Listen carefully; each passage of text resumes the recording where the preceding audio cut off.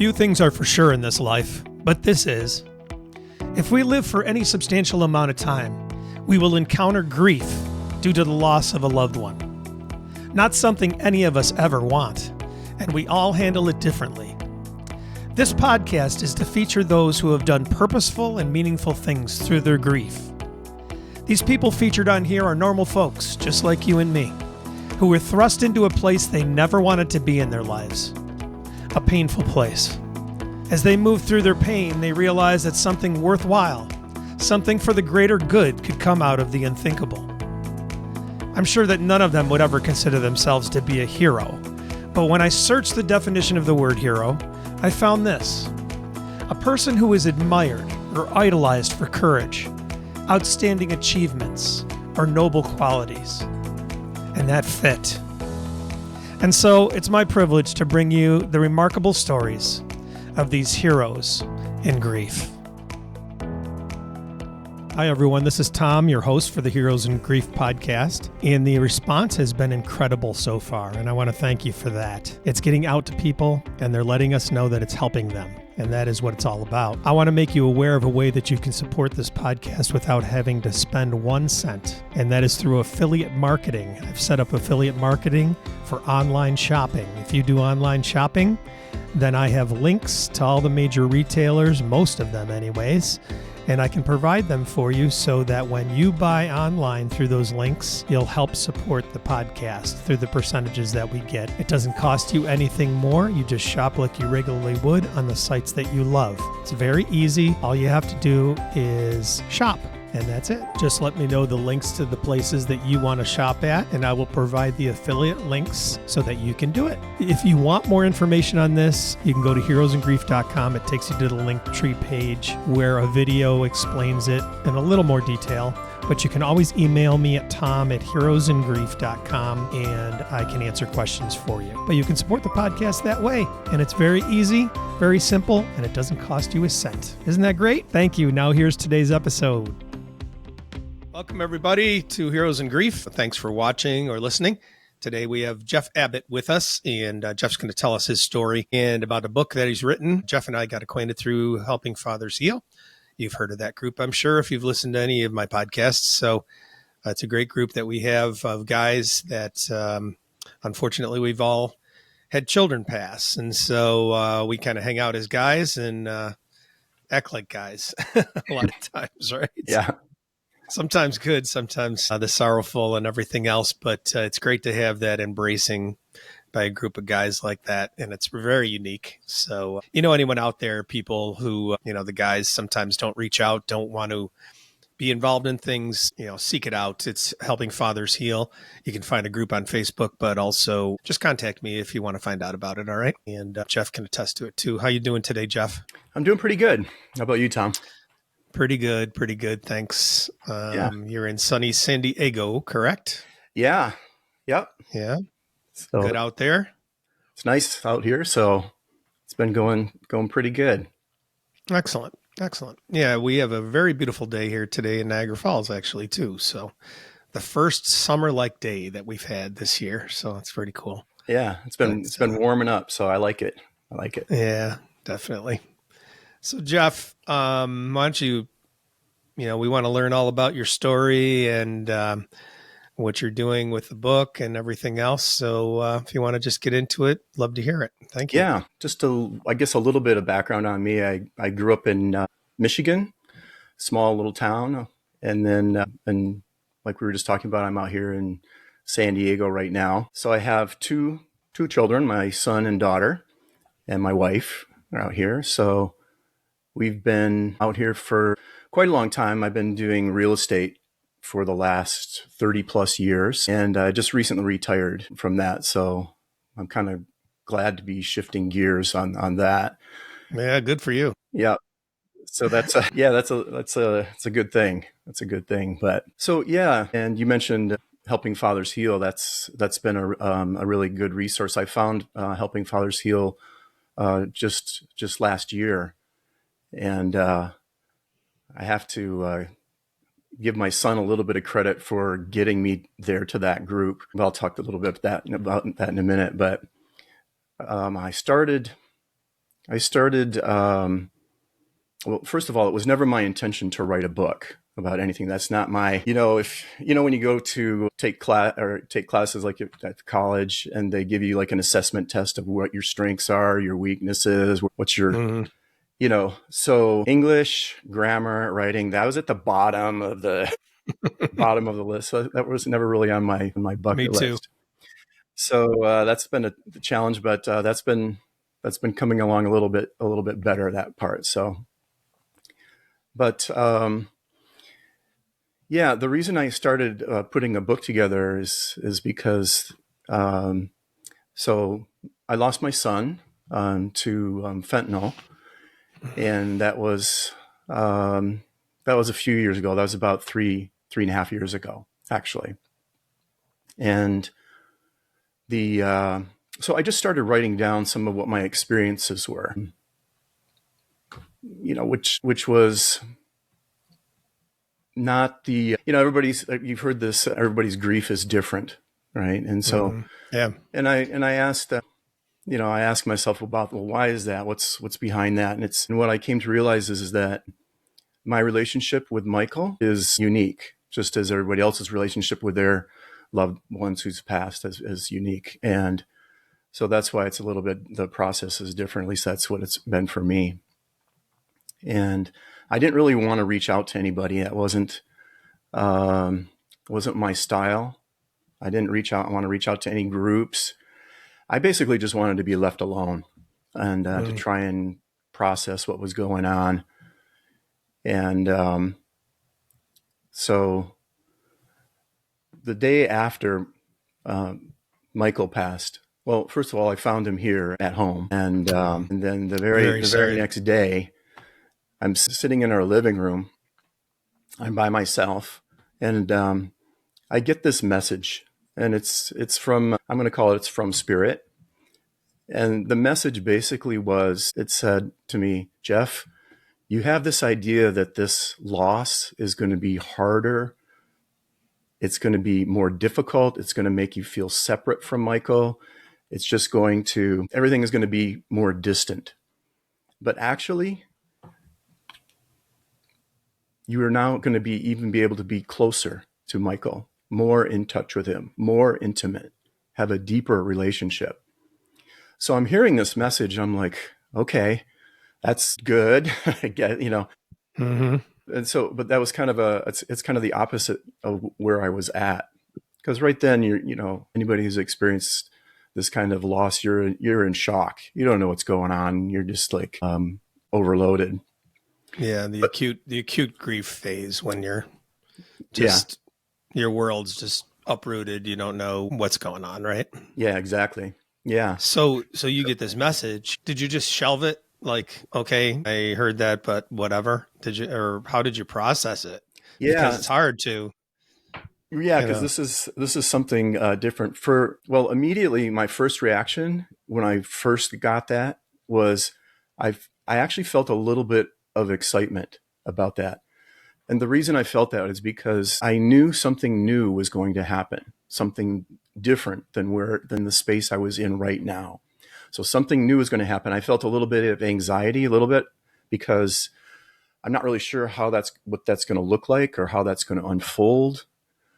And then at the very same time, my mind kicks in and goes, how's that going to happen?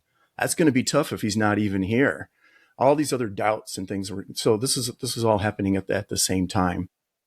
Where was your spiritual state before this happened? Yeah. So before this, I've been pretty open to receiving messages or guidance from spirit, so to speak. And mostly it's about just tuning into your own intuition, your own knowing, and being open to things, asking questions. And I mean, if you want to roll way back, when I was younger, I was not interested in religion, so to speak. I remember when I was really young, my mom was always trying to get us to go to church. Let's go to church. And I was like, and I'm always thinking, how can I get out of going to church? I don't want to go to church. So for Sunday, I got a paper route just so I didn't have to go to Sunday school. Boy. Yeah. So not where I'm at, not interested. Well, and just to be honest, I didn't really see that big of a difference between people that were going, my friends that were going to church and the people that weren't going to church. This is just me when I'm young. That was just my perception. I'm like, okay, yeah, you're going, I'm going, whatever. I didn't really see the big difference. But along the way, I had other, what I would call spiritual experiences that let me know, hey, there's something more here. There's something more than what you're aware of. And so I had different spiritual experiences. It's like, hey, and then I became interested in learning about those kinds of things or different types. Yeah. So you didn't feel it crazy that you were getting this message. No. At that point. No. Okay. This didn't feel like I was that kind of experience. Those experiences happened earlier where you're hearing something that's like, am I just going, am I going crazy? Am I just losing it? Where is this coming from? Yeah. So this felt a little bit, didn't feel out of the ordinary for me. Okay. I'd like to just set the stage for people so they, if they're relating in some way, they can see where they're at and, maybe connect somehow that way, or, you know, like this was just out of the blue, or, you were already kind of in tune to, like, you've raised your frequency level to some degree to receive something like that. Yeah. And part of it is, for me, is just giving yourself permission to be open to hear things if it's there. But that doesn't mean everything that you hear is on center. It's good. It's like being around another person where some people may or may not have advice or a way of working through the world that's good for you, and some of it might not be good for you. So you have to have discernment and what feels right, what feels open, and what feels like a match for you. At least that's how I look at it. And if I don't know something, I ask questions. So to myself or spirit. Okay. Sorry, I didn't want to get you off track, but I like to no problem. Paint the picture, set the stage a little bit better for folks. That's all. Yeah, absolutely. So I started writing down my experiences of, moving through this grief process. I didn't want to hear about anybody else's experience. And that's just me. Some people want to reach out, which is totally fine. And it's great. For me, I had the idea that I didn't want to taint my experiences, whatever was going to be coming down the road as I'm working through this process and connecting with Michael and building that relationship. I didn't want to try and put that in a set framework. So in other words, I had people come up and say, okay, there's these stages of grief. And again, this is just for me personally. I want to say right up front that this is just my experience, and in no way would try to dictate or tell you how your experience is supposed to be. That is not my place. That's not why I'm sharing what I'm sharing. Yeah. So just to put that out there. So for me, I just wanted to keep it like a pure, raw experience. And that felt the most authentic to me. It felt like it honored Michael and our relationship with him in that process. Yeah. So I didn't want to try to force it into or filter it. I guess the better way to put it would be, I didn't want to filter it through a preconceived idea.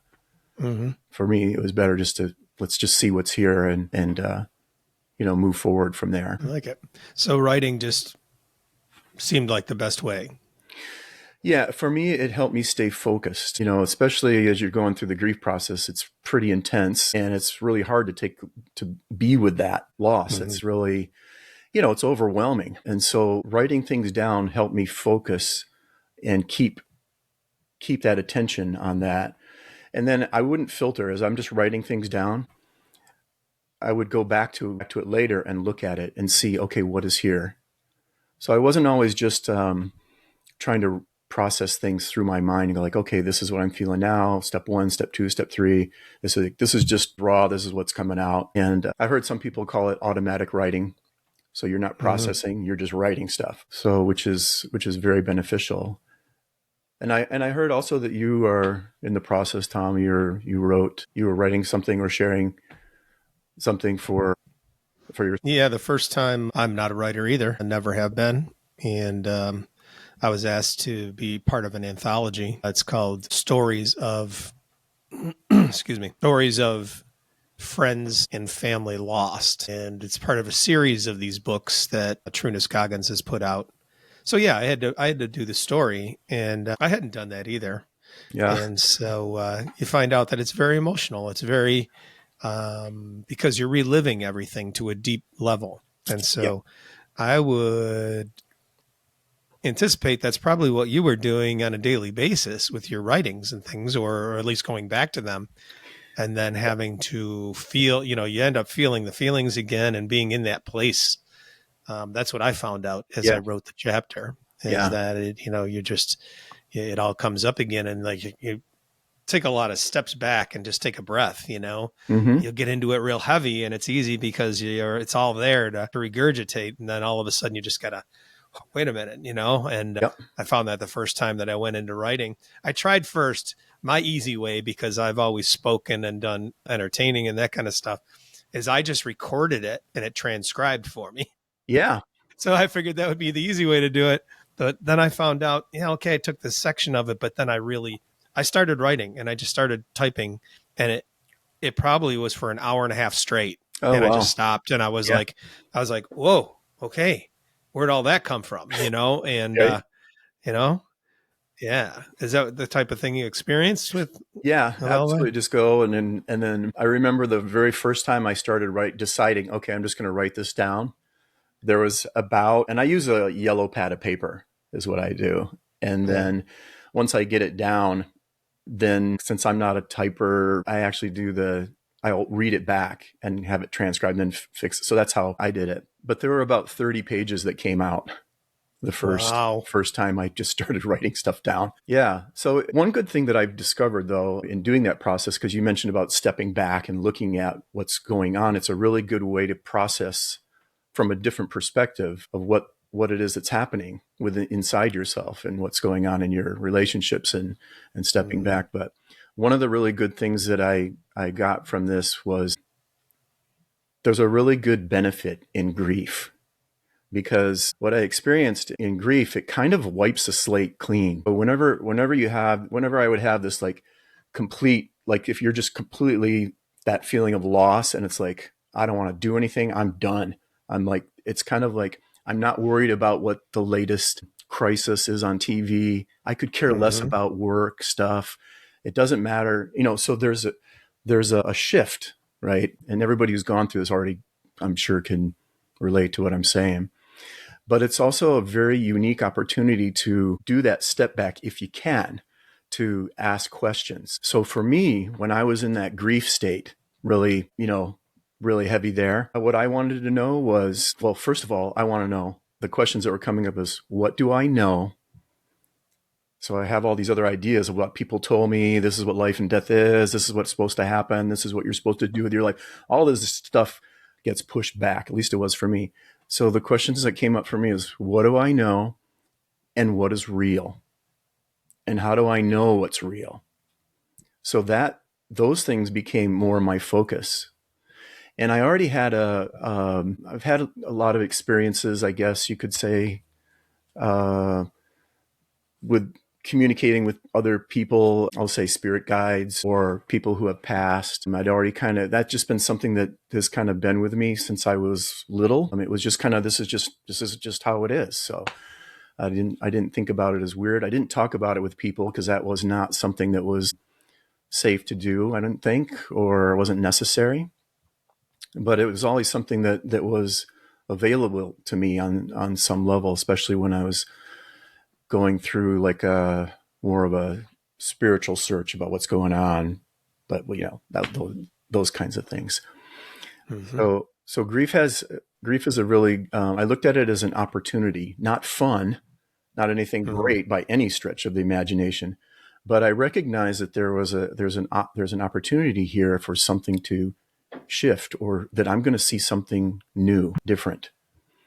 And so when I received that message while I was sitting in my living room, that you're going to have a deeper relationship now with Michael, that was like, oh, okay.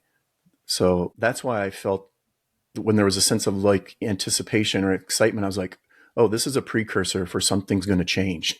So Mm-hmm. something new is going to happen here. And so, Yeah, I like that point too about the I see it as a purging, really.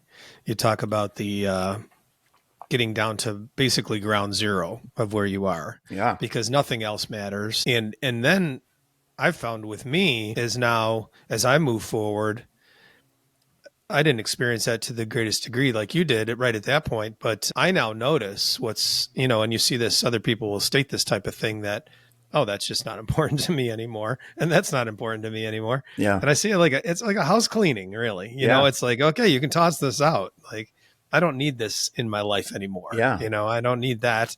And you don't, I find I don't tolerate things. So, I just don't put up with anything. Right. If it doesn't, there's no, you can relinquish a lot of anxiety and all those things too when you do that, because most of the stuff that affects you that way is external, and it's really not important. Yeah. And it's kind of putting it in its place perspective, right? You're getting pushed back, because a lot of those things get pushed to the, in your daily life, those things are like front and center. This is the most important thing. I got to do it, make this happen. And then it's not. So it gives a chance for other things to move forward, especially in relationships. One thing that changed was it made me re-examine and also appreciate the relationships I had more deeply between my daughter, my wife, my dad, sister. I felt a lot more compassionate, I guess, towards myself and to them, because when you're going through like an emotional extreme, you can empathize a little more, like, hey, they're having a hard time, they're doing this, and like, I get it. You can, so there was a lot more acceptance and compassion in the relationships there. Yeah. And look at those alone. Those are good things right there immediately. Right. Yeah. You talked about something being better or deeper in this experience that you were enlightened to and that were going to happen. And that's a simple one immediately. Yeah. Yeah. And I was pretty lucky, because the day that Michael passed, the three of us were sitting in the living room, and you were just sitting there not knowing what to do, right? Because it's like, there's nothing what can you say? And so my wife at that time, we're all sitting in a circle, and she leans in and she said something that was very, very helpful. And that was, she goes, we're going to go ahead and whatever's going on, we're all going to lean in and we're going to talk about it. So it's okay to share with whatever's going on. We're going to go through a bunch of stuff.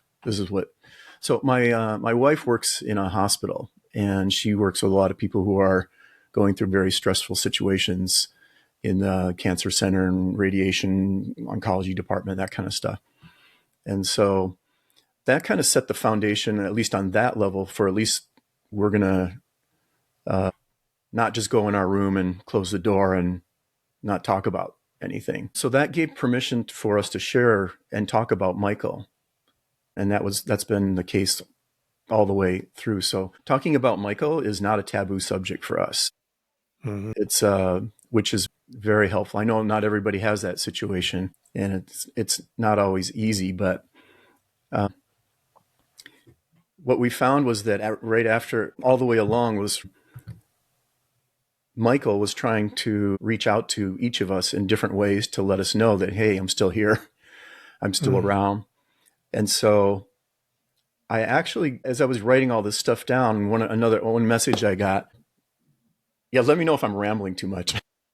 No, just tell your story. Don't worry about it. I'm just going on. So one message I got was, because it wasn't my intention to write the book. And so, but I started sharing a little bit. So I shared this story, or I shared this message, or I shared about how Michael was talking about responsibility and feeling guilty and how to work through that, and how to work with this and this. So I'm getting all of this guidance, which is awesome. And so one of the messages I got was, you're going to do this book, and the title is going to be Signs, Dreams, and Bullets. I'm like, okay. I write that down. I get all this stuff. So I get this information. And then probably about like 3-4 months later, it finally, I was like, why this is the title of the book, because signs, dreams, and bullets are the ways that Michael has been reaching out to each one of my family members. So my daughter's primary method of communicating or validating that Michael is still around is through signs. And my wife's message is receiving dreams. So I receive both, but the last one for me is bullets. So signs, I don't know if you want, we can talk a little bit about everyone's experienced signs or know what they are. Not so fast. What is bullets? Hello, friends. I just wanted to take a brief break here in the podcast to make you aware of a very exciting partnership that Heroes in Grief has just formed, and that is with Get Griefy Magazine. I'm going to let their founder and editor-in-chief, Kara Sanchez, tell you all about it. Hey, Heroes in Grief listeners. Life after loss isn't easy, but it can be colorful and full of possibilities. Meet Get Griefy Magazine, a vibrant resource filled with inspiring stories of life after loss, expert advice, and voices from everyday grievers and thought leaders. Together, they're here to help guide you toward the side of life that's left to be lived fully and authentically. Dive into Get Griefy for free on issue or snag a print copy on Amazon. Connect with us on Instagram at Get Griefy Magazine or visit getgriefymagazine.com to explore, join our thriving small business collective, or discover advertising opportunities. Let's embrace life after loss, boldly and together. And now back to our episode. Yeah, so bullets. Yeah, let's go back to bullets. So bullets. So one of Michael's hobbies that he loves to do is to go shoot like airsoft guns, CO2 cartridges, bows and arrows. He was into making these things, making his own weapons, crossbows. Mm-hmm. He's very creative. And so one day that I'm in my office. This is before I'm retired, but I'm in my office. I'm at home. I'm sitting in front of the computer, and there's even though my office space is it's messy. I have piles of papers for this transaction. This is going here. So I'm not like a neat guy, yeah. But so I go in and I look at on my desk, and there's this rubber. It's a 50 caliber rubber bullet. So it's about the size of a marble. For those of you who are not familiar with airsoft guns or different types of, these pellet guns and that kind of thing. So it's sitting there on my desk, and I'm like, who put this on my desk? And so I call my daughter in, and I go, hey, Jen, her name's Jen. Hey, Jen, did you put this here, or where'd this come from? I said, oh, I don't know. And, we were talking about it. And then I said, well, maybe it's a sign from Michael for you to, because she's been working through the recognizing and seeing signs from Michael. And so then I asked my wife, I go, hey, what's going on with this? She didn't even know what it was. She doesn't pay attention to it. She was like, what is that? She didn't have a clue. So I'm like, okay, well, maybe I just forgot to put it there, right? Or maybe I put it on my desk and whatever. So I kind of dismiss it. And then what happens after that is all of these other BBs and pellets start showing up. So these are yellow, soft, little tiny ones, right? They show up in my car. They show up in the yard. They show up on other places. Continually, they show up in my garage, right? So then I recognize, okay, what's going on here? So what I did was I asked. Well, the thing that that really did it is I'm walking in I go in. These are days later. I'm on my stocking feet. I go in my office, and I step on one of these BBs, and I was like, okay, what is it? All right. So I say, okay, stop. What's the meaning of this? Right. So this is coming from my mind. I'm like, what's the meaning behind these bullets? Right. So I already know there's something there. And so I ask myself, I'm like, okay, just internally go to the quiet space, and just internally I'm asking, what's the meaning behind these bullets? And then the message I get is from, it's not about the meaning. These bullets are not about you trying to figure out the meaning of these bullets. The purpose of these bullets is to look at what it is you're wanting. So I'm like, don't try to figure out what the meaning of this sign is, or this ask it is what is it? And What are you wanting? That was the message I got from me personally. And so I asked, what is it you're wanting? I asked myself this, and it's like, well, what I want is connection. I want to feel a deeper connection with Michael and my family. That's what I want. And I'm like, oh. So these bullets that are coming are reminding me about connection, not trying to figure out what the meaning of these things are and put some kind of framework in it. That's just for me. That's just how the direction it was moving for me. And so I started looking at what that connection with Michael and continuing it and making it deeper. So is that where you realized that was where the title came from? Yeah, afterwards. Yeah. Excuse me. Yeah. So afterwards it was like, oh, yeah, that was the signs, dreams, and bullets. Because for me, I needed something that kind of shocked my system. Mm-hmm. So I'm used to seeing signs or hearing messages or having dreams to do these kind of things. Or, some people call it lucid dreaming or shamanic journeys or those kinds of things. And so those are just kind of like, yeah, but the bullet thing, that one got my attention because that was something out of the realm of like, oh, that's different. So that shifted my, or let me get out of my box in what is possible and what's not possible. I like that too, because I noticed that when, and I'm probably not as deep as far as receptiveness. I don't know. It's hard to say because sometimes the things I get are incredible from Jeff. And so, but what I realize is that the longer you're into this type of thing and you're getting signs or you're having experiences, you can, and it seems shocking because these are miracle things happening according to our world, that you get a bit complacent and you kind of need a little, hey, this is like something to wake you up. Yeah. Like Jeff would be like, Dad, like we used to talk about this stuff. This is the cool stuff. This is what's going on, because things keep happening. I mean, I think 3 or 4 times last week, I get 11:11 on the clock all the time. And so it happened, so many times last week. And I'm just like, hi, Jeff, every time I say it, sometimes I'm busy and I'm like, and then I just stop and I'm like, wait a minute, how could I just brush that aside? I'm like, I had a great, let's share a quick one. I started music again, so I'm back in the nursing home singing and that kind of thing. And then, so I had a bigger show to do last week and I had to use the big system that I have instead of just the little one. And so that's stored up in the closet that was Jeff's room. And so I had to go get it. So I got done with the show and everything. The show went really well and everything. And I got upstairs and I'm putting it in the closet again. And I hear, what did he say? He goes, I didn't hear it audibly, but it was in my head. And he goes, good job, Dad. And that would be exactly what he would say. Like, just good job, Dad. Like, you done good. Good job. And so I just was like, perfect. But yeah, it was the same thing. Like I had to step back and say, instead of just like, thanks, Jeff, which matter of fact to me, but the amazement of the truth of that, that we are connecting and he's there and he's talking to me. And then, so you get a little complacent where you need a little jarring. You get used to it, right? So it's kind of, so and Michael is, he's, he'll laugh at me sometimes, or I'm doing stuff or whatever.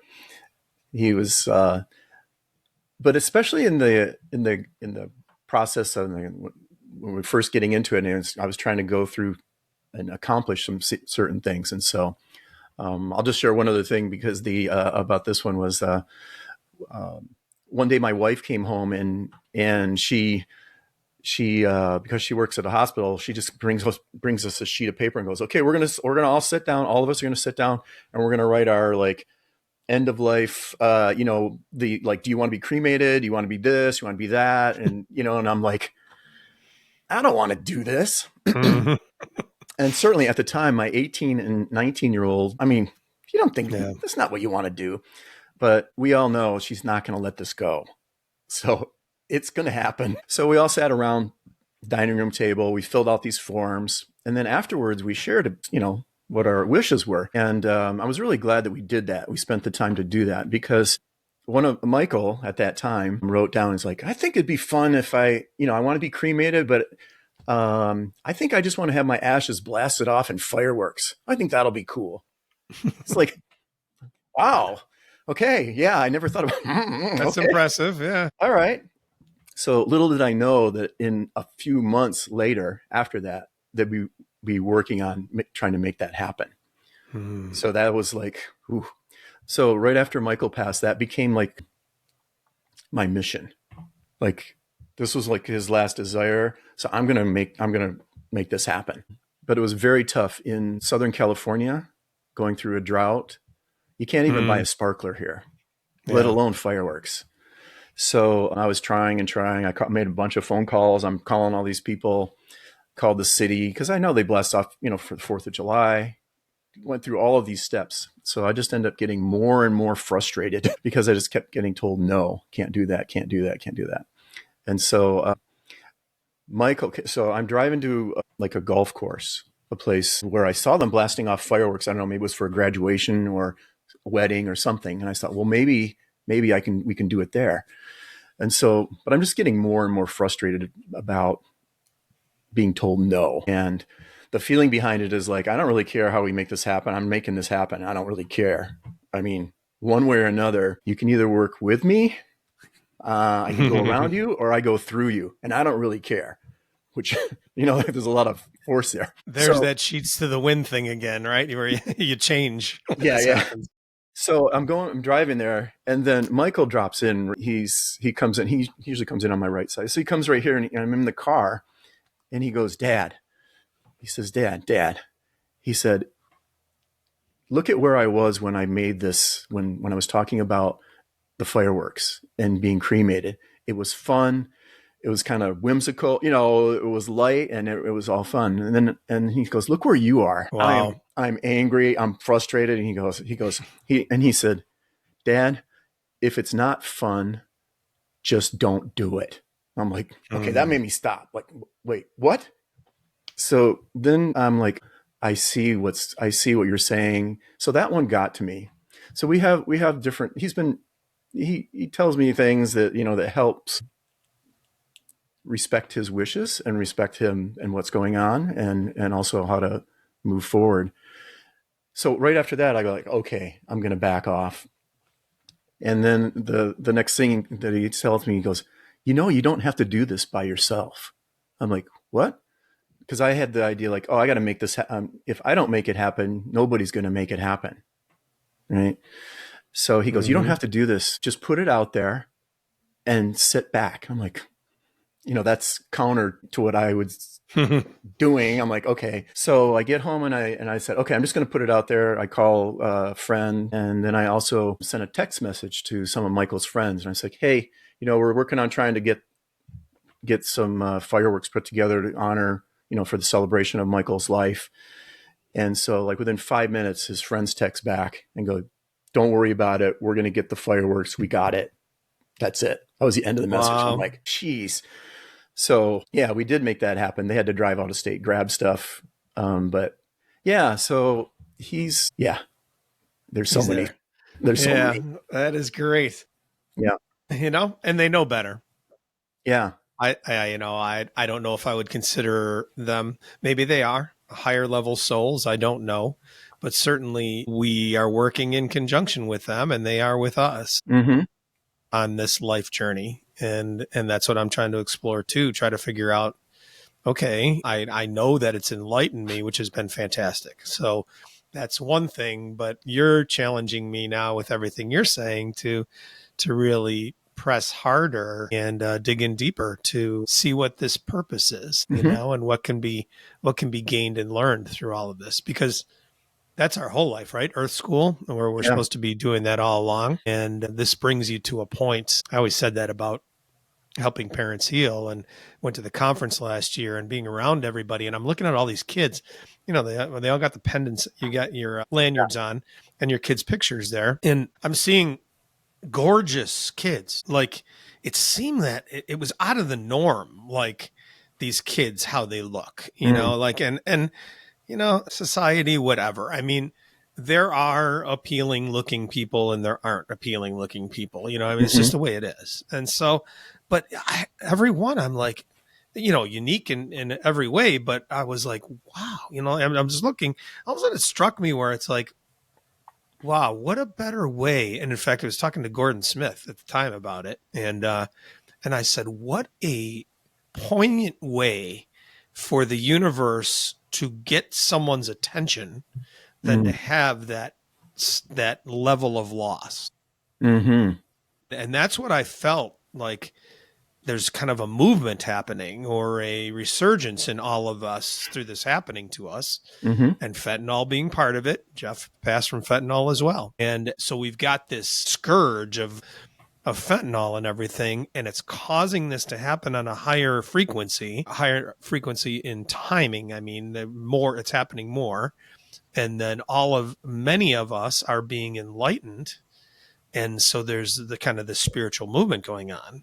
You know, that's what I was seeing that's what kind of hit me at the conference, where it was like, wow, what better way to get someone's attention than this? Because there's, you know, you're around 1,200 parents, you know, or people that have lost children and some multiple children. Mm-hmm. And so you're like, wow, you're experiencing all these different things. And that's what I kind of got at that time. It kind of hit me that way. Yeah, I think you're right. Yeah, that's grief definitely gets your attention. And like we were just talking about, it kind of wipes the slate clean, pushes all of the, I call them, they're just distractions. Mm-hmm. So sometimes when you're in that grief, when you're in that intense state and you see all of these other things, you recognize that these are just distractions. This little thing over here to what's core and what's center in your relationship with you and your relationship with other people, relationship with yourself. And so, yeah, it's an opportunity actually. Mm-hmm. I know I mentioned that before, but that's how I see it. So, yeah. And I always, you know, someone may listen to this and they're in that cute phase, but not even close to receiving something like that. And I just always put it out there. Just, if you're in that state, just take your steps. You know, this is maybe further down the line for you. But as you said, Jeff, too, you know, we're all in our own place. We're all at different places, you know, and we all do things differently. You're one of the first ones I've heard that, you know, qualified internalizing that time and just saying, I'm going to be alone, you know, where I have said many times even, and now I kind of take it back, where everyone's in their own place. I always say you have to reach out. You have to, you know, be amongst people who understand and that type of thing. And I know you did to some degree, you know, you did get involved with helping parents heal and things, but you know, there's certainly validity, of course, in you're proving it, that what happened with you, where you could go in alone and just work on it and everything. Maybe not everybody's strong enough to do that or has the foundational parts that you had to do that. So, you know, everyone's at their own place, but I like that it opened up a different avenue. And I think they're all valid. It all just depends. Yeah.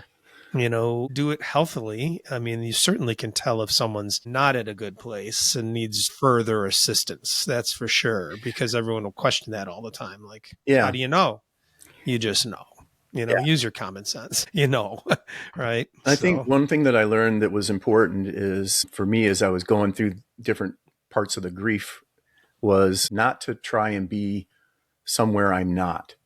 So in other words, if I'm feeling this intense emotion, I'm not trying to figure out how to do something different, or I'm not trying to change how I'm feeling, or, let me qualify that. So in other words, I'm not trying to fake it till you make it. Well, I'm just going to pretend to be happy or whatever.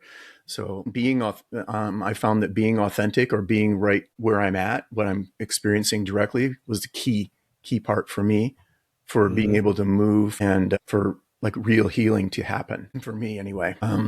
Excuse me. I think a lot of that's a testimony to the things you were already doing too. Mm-hmm. You know, people talk about meditation or centering and all of those things. And that is a testimony how you processed what happened to you. Was those foundational things were brought along and utilized, you know, where you could take that perspective where others might not be able to. Yeah. Yeah. I think, and just being honest with where you're at. So that's Good.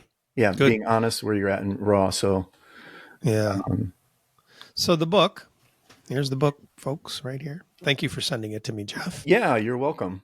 So is it just like, did you take your writings and then some other kind of like formation of this came out about the book, or did you just kind of list the writings? I basically, what I did was I tried to just share the story about what happened, kind of a little bit of chronological order, but not exactly.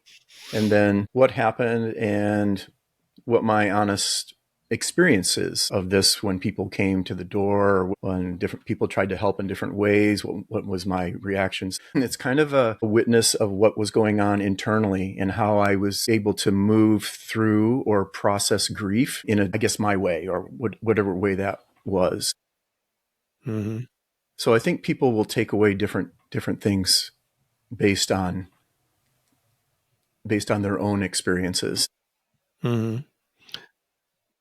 There are there things shared in there from your wife and from your daughter as well, and their experiences? So dreams they had. So, and also the way that, because they each coped differently about Michael's. And so, yeah. For example, my daughter saw a lot of signs. She also wrote a song, put it up on YouTube about the loss. It's called No Cosmic Coincidences.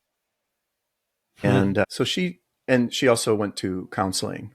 So my wife experienced different dreams about how to say goodbye, quote unquote, say goodbye. And she also reached out to other people that could hear her story. So yeah, Did they have those things are in there as well. Mm-hmm. Did they have similar spiritual foundation? No. Different. It's a different perspective. So yeah, so different spin on all of those things.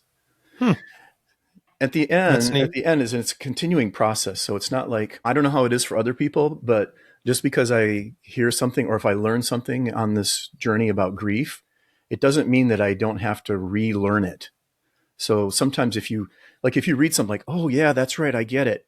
That doesn't mean that like feeling guilty about something. That just because you understand something doesn't mean you're not going to have that continuing on until there's enough of something else to offset and balance it.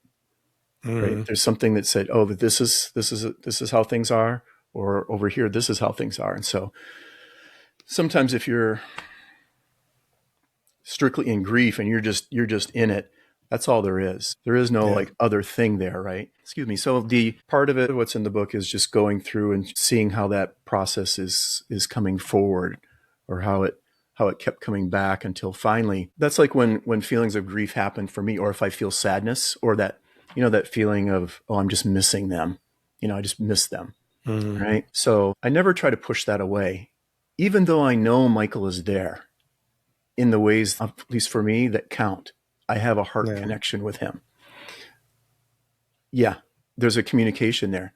Even then, I still have those feelings. Like I was driving in the car the other day, I'm parked and I'm getting ready to do a little hike, and I see somebody walking and it reminds me of Michael. Just the way they're moving, you're like, okay, I feel it. I'm feeling it.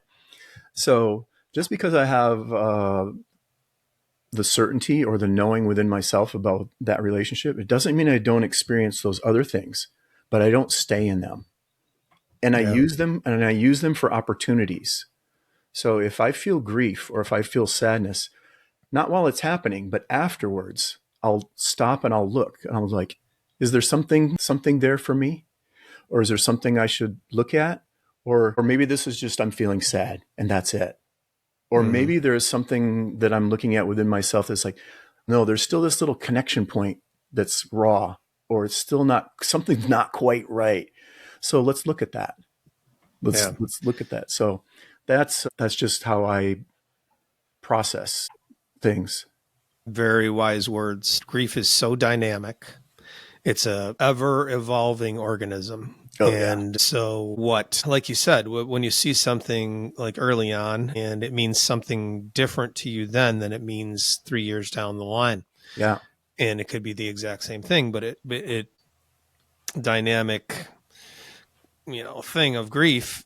You've grown in ways you've, maybe not touched on things where you should or something like that. And it always means something different down the line. And so it's good to go back and retrace and maybe, dig out some of those things again and again. Do you find you do that with your readings ever? Do you go back and do that? It just came to my mind that you might do that. And not so much. So, or your writings, I should say. Yeah, I have gone back and read some things. And so I'm a different person now than when I was writing those. And so I've gotten different things. But I've also recognized that it's not one thing I didn't want to do, Tom. I didn't want to add one more thing to my plate.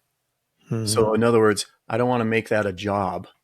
I don't want to have to go back and say, I experienced this. Now let me go back and figure it out. See, I don't think that's the heart behind it, right? It's for your benefit. Just let it happen. Just let it happen. If there's something that you need to see or look at, if you don't look at it, then it's going to come back up. I mean, it'll present itself in another way that's an open space for you to be or see something or experience something. Yeah, so, I feel we're being guided the way we should go. So you just keep walking, moving forward, and you'll be made aware of it if you need to deal with it or need to process something, whatever. Very good. Jeff, awesome stuff, man. This is great. I love the perspective. I like all these different ways that people go through these experiences because, everybody thinks they are on their island out there initially, and you're just so lost. And so it's so scary. And it's so refreshing to see these different perspectives in different ways because, like you said, everybody thinks it's one way or whatever. It's not even close. It's just, there's so many different avenues and ways of processing such a tremendous loss in this life anyways. Yeah. And to have that hopeful perspective is so important. And that's one of the things I love about helping parents heal is it's open to having that hopeful perspective. So it's nice that that's there. Yeah. The book is available everywhere, right? It's available on Amazon, paperback, ebook. I'm working on the audiobook right now. So it's been recorded. I'm just in the editing phase right now. So it's getting there. It's almost done. Did you read it? Yeah, I read it. You got a great voice. So that good. Thanks. It would be easy to listen to. I was going to say that was a very different experience when you speak out your story as opposed to writing it. That is a different, you're like, it just feels different. So that's available on Amazon right now. And it'll be out into other places, but that's where it's at. We'll have the link for sure to it and everything. Yeah. What, anything else you'd like to share or get out there for folks? What else are you doing? Anything else besides the book in the grief circles or anything like that?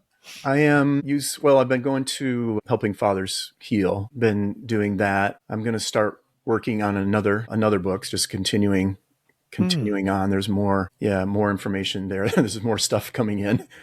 That's good. And I want to mention one last tip for people that are interested in making connections with their loved ones that have passed. One thing that's helpful for me, I just want to put that out there. And that was releasing judgments was a key point for me because that allowed that connection to expand and be more than what I thought it was or what I already thought I had. Judgments about, for me, it was judgments about Michael, about what he did and what he didn't do. Releasing judgments about that, about his lifestyle choices or not lifestyle choices. And then also the same releasing judgments about myself. Maybe I should have done this. I could have done that. Releasing those judgments and bringing in forgiveness opens up a space and allows that communication to flourish. It has a space. Without the judgment, there's a little space for that to begin. And, if this is something new for you, just start off with a very simple hello. Most conversations start off with hello and then wait, listen, and be open to possibilities. And yeah. And probably one of the hardest things is to wait and listen. Yeah, listen. And quiet. It's hard because we always want to move on. Like we ask a question and it's like, okay, what is it? What is it? We're used to answer really fast, right?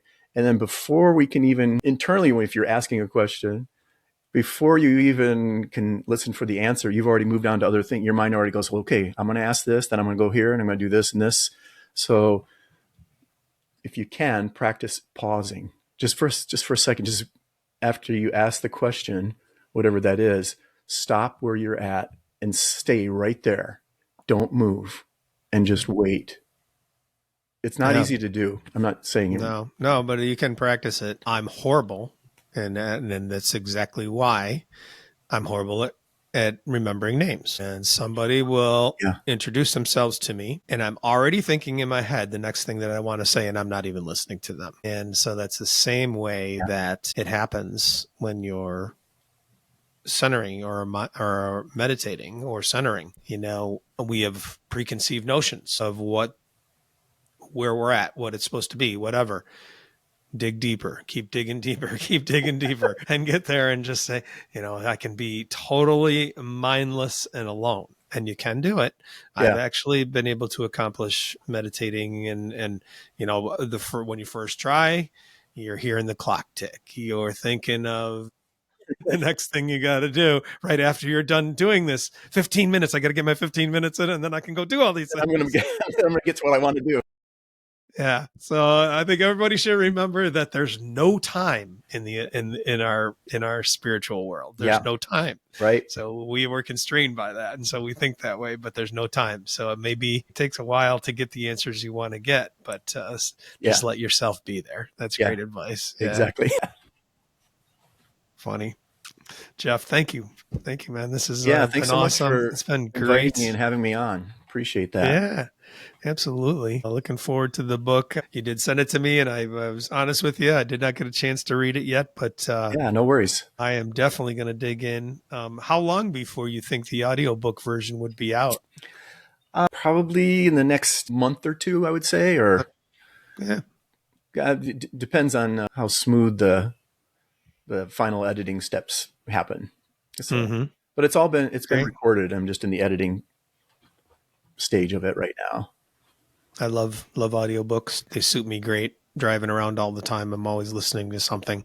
Yeah, I'll work on that for you in there too.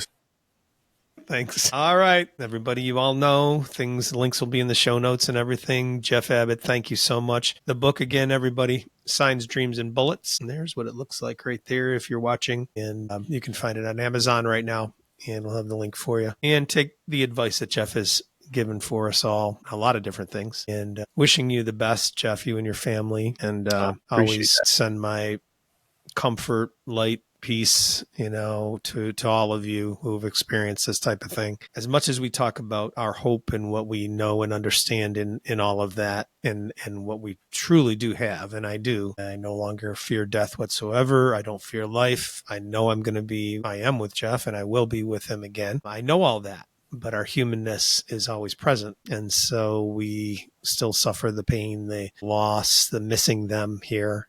Like you said, you saw that hiker and it hit me last week too. Same thing, just missing them, and then it hurts. So it's all real.